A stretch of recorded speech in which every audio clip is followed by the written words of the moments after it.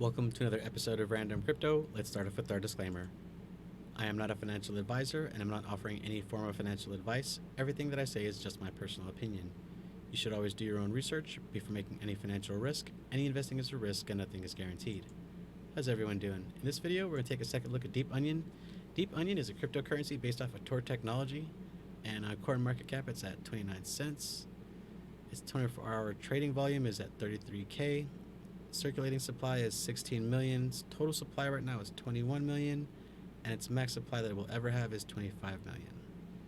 Hit an all-time high in January 2018 of 1925 and an all-time low of 10 cents December 7th.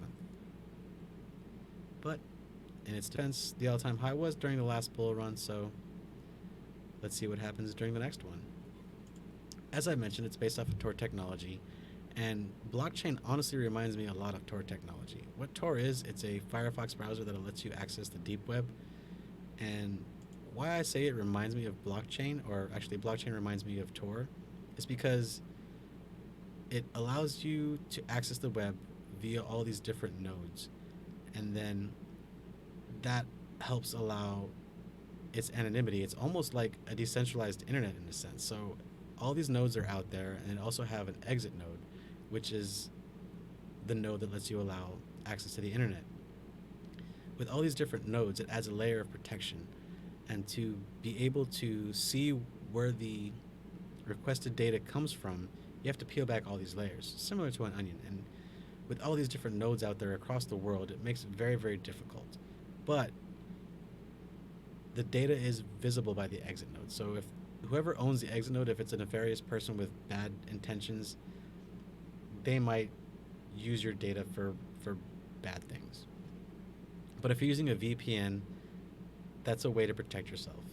Tor, it is a tool and will help you be safe, but it's not 100% safe. Honestly, nothing is 100% safe. So the more tools you have for your security, the better. So if you're going to use Tor, use a VPN. And I am actually happy to see that when I did read the white paper for the DeepOnion, that it also mentioned that if you should be using a VPN when you're using the Onion. So it also has that integrated, which is great. So let me read the mission for Tor and just see, if it sounds similar to blockchain. So Tor's mission is to advance human rights and freedoms by creating and developing free and open source anonymity and privacy technologies, supporting their unrestricted availability and use, and furthering their scientific and popular understanding. So, by furthering their availability, if you could take down 3 or 4 nodes, it's not going to take down the network. You'll be able to access the network because it's just going to reroute through the different nodes. I honestly think Tor is great. I've been a huge supporter of Tor for years now. I've got stickers. The only way you can get the cool stickers is if you donate to the project. So this is DeepOnion. Here's a picture of their wallet. It's actually up at the Deep Vault area. Deep Vault's pretty cool. What Deep Vault is, it's a data certification tool. It allows you to pretty much upload a document to the blockchain, and then it creates you a hash algorithm, and then you can send that document to pretty much whoever you need to, and that person, as long as they register with Deep Vault, can verify. Actually, they don't even have to register with Deep Vault. They just need the address in the file, the address of the sender in the file, and then they can verify it. Here, I'll show you right now. I've already signed up for all this cool stuff. So here's my address. I'm going to browse for the file that I sent to myself, which I really didn't send to myself. I just saved the file. It's all done locally on the machine as far as the hashing. At least that's what it told me. So, if it's correct, then it says, this is correct. It's been unaltered. It was found on the block here with this many confirmations, and this is the date it was registered with the transaction ID. That's awesome. So, and what this is actually an X13 algorithm. And an X13 is, based off of the X11, but it uses 13 different algorithms to try to be ASIC resistant, which all of us in, the blockchain community, we're all for that. At least all of us miners anyway. I like to mine with the GPU. Introducing Deep Vault, and I've honestly just showed you how to use it, which is great. I've showed its use case and it does work. So this is pretty much, the basic site if you're using it if you've logged in and stuff like that. So Vote Central. How the project is managed is it's managed by voting. It's managed by the community. So all you need to do to be a voice with the community is have 50 onion. Pretty much from there, you register with the voting on the voting forum, and they'll allow you to be part of their discussions. The latest proposal: integrate DeepOnion in Binance's official wallet. July 12th, 2019. And 65 people said yes, one guy said no. But that is a huge win if this project gets added to Binance. That's crazy. But the project is run by the community, and that's great.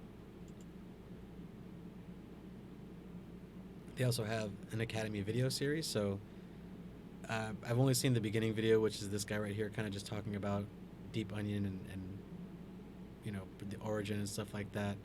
The video is pretty cool. Let's see here. So here's the wallet.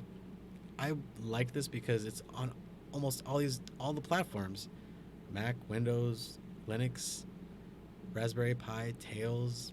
I really enjoy Tails because what Tails is, it's a USB operating system that you can just download, and it has Tor on it. It's right here.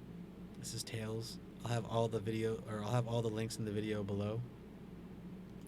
But pretty much, it's a bootable USB operating system. If you get to a computer that you don't think is secure, and you just don't want a cached image of your profile or whatever on that computer, you boot it into this thumb drive. It's only on this. The memory is just stored to the RAM, so you reboot the machine and pretty much it's gone. It's a great way to access the machine securely. And here are currently the exchanges it's on, and who knows, we might see another one here. Here's the first video, which is pretty cool. The guy talks about the start of DeepOnion. I believe, let's see, what did it do? He started off with 4 individuals, who did want to remain anonymous, and I believe it started in, I think it was June or July of 2017 is when it was announced. But I do recommend that anybody interested in the project watch the video. He's very well spoken, and it's a nice video. It's very comfortable watching it. So this is the recent threads of pretty much the forum, the community forum, which is right here, which is awesome. It's also a great way to access information on the tool. It tells you all the new members, and some just recent threads of what's going on with the project. A mnemonic code converter added to DeepOnion. So what's that, you might ask? So a mnemonic code converter is pretty much, it'll let you create your own mnemonic seed in your own wallet, in a sense. You could either type out your own key here, or you can get one generated off the site. Here's my passphrase, public, private. There's my wallet. And I wouldn't have known that if I didn't sign up for the forum, and I didn't, go through some of the threads. I recommend that everybody who's interested in the project come here. It's got great forums, people for newbies, some news, just some random threads. Anybody who gets interested with the project, I advise you go here and just kind of poke around, register. Who knows, you might like the project just by scaling around and seeing what's going on. So I think that's the end of the project. I do want to do a video with the Tails wallet. I tried to do one, but I didn't set up my my virtual machine properly. I didn't do some steps, and it kind of took a little while, and I just kind of got frustrated. So I'll do another video just to follow this up with a how-to on set up the DeepOnion wallet on Tails. Hopefully it comes out good, but if not, I might just have to do it off of like Hackaday or something. Alright guys, thanks for watching, and I'll talk to y'all next time. Hope you enjoyed the video and the project.